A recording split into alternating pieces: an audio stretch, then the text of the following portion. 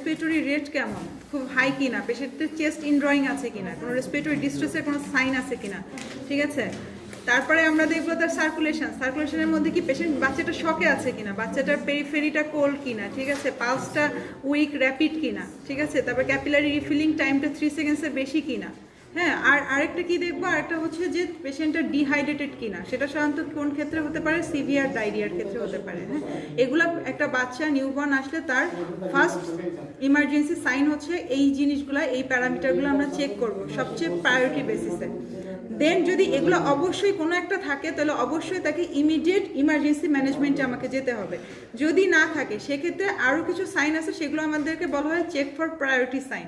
Priority সাইনের মধ্যে কি আছে, বাচ্চার ওজনটা, হ্যাঁ, কত গ্রাম, 1800 গ্রামের নিচে কিনা, অথবা 3.5 গ্রামের বেশি কেজির বেশি কিনা, হ্যাঁ, পেশেন্টের সিভিয়ার জন্ডিস আছে কিনা, পেশেন্টের কোনো ম্যালফরমেশন, বাচ্চাটা কোনো ম্যালফরমেশন নিয়ে জন্ম, যেমন ট্র্যাকিওএসোফেজিয়াল কোনো ফিস্টুলা আছে কিনা, অ্যানোরেক্টাল কোনো ম্যালফরমেশন আছে কিনা।